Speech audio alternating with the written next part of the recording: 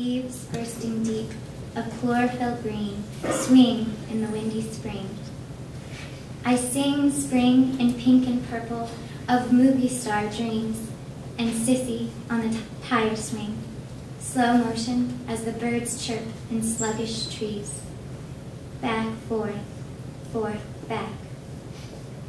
On knees and hands I crouch under an alpha evergreen. The jealous leaves whisper, birds whimper. There, beauty, nesting in the dead pine needles. A gleaming blue egg. Oh, a baby blue Easter egg. On knees and hands,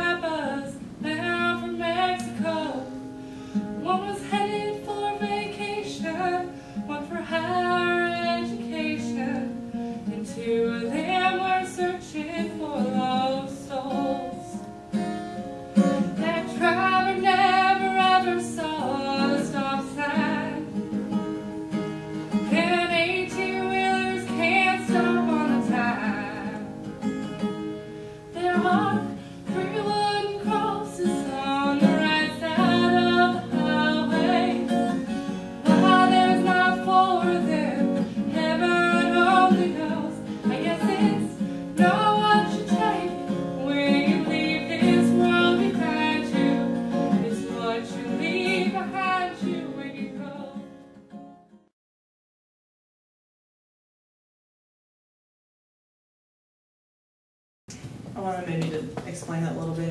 The poem's called The Argument to His Book. But I was freaking out because I was like, oh, all these things are about women and these great things.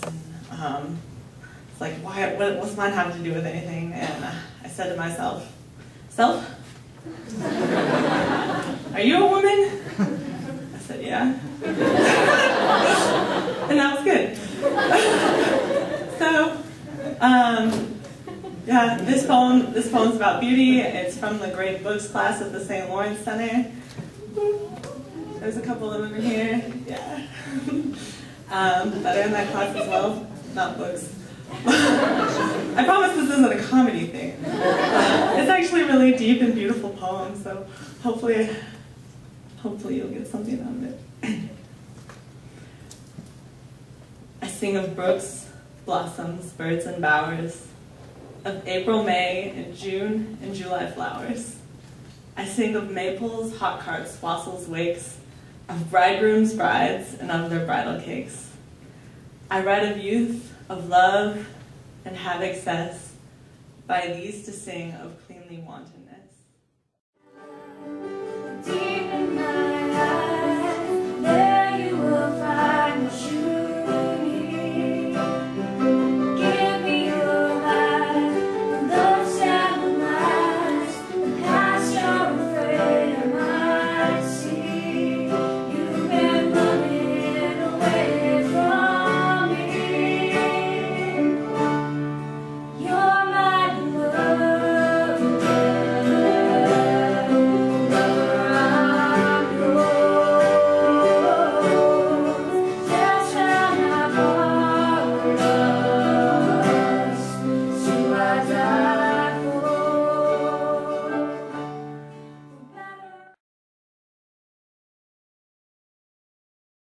I wrote this letter for a couple reasons. One, I told Kaylin I'd write something for Genius of Women. Two, I think it reveals a truth about the beauty and greatness and genius of women. And three, my mom deserves a tribute after all she has and continues to do for me. As some of you who are close to me may know, my mother is very dear to me and someone I look up to a lot. She not only is a good mom, but she is a model for womanhood and what it means to have a life centered on Christ. My mom's strongest quality would probably have to be her love. I'm blown away by this love, which I receive a good share of time and time again. It's hard to even think of where to start because there are so many instances when I have experienced and witnessed this love.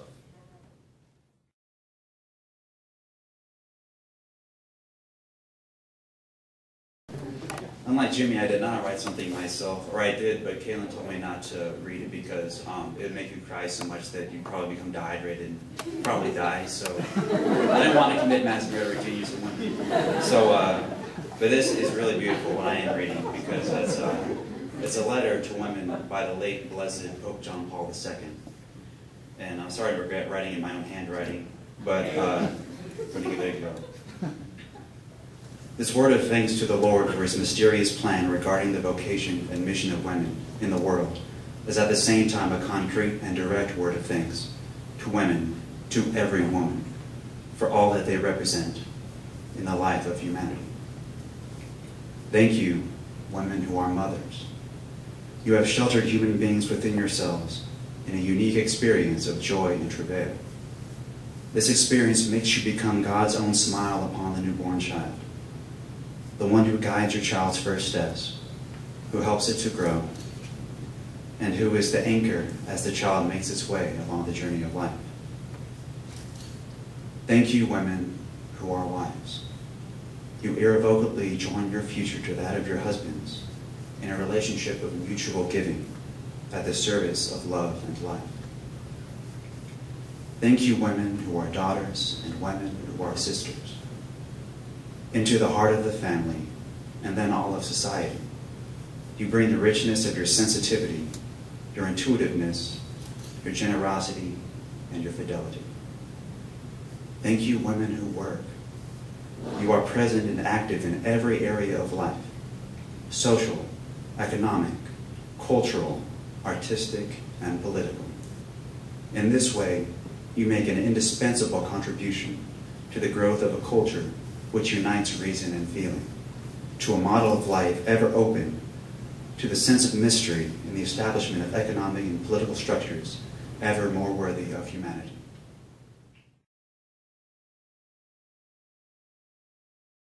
I've seen demons in the lies of men's holistic minds. But the holy, holy is within and outside all lines. Father, past the mountains and beneath the bottom of the sea I've heard you calling. Mother, it was you who moved me through to be. In the mountains or the valleys between, your love nurtures the song that life brings. Sister.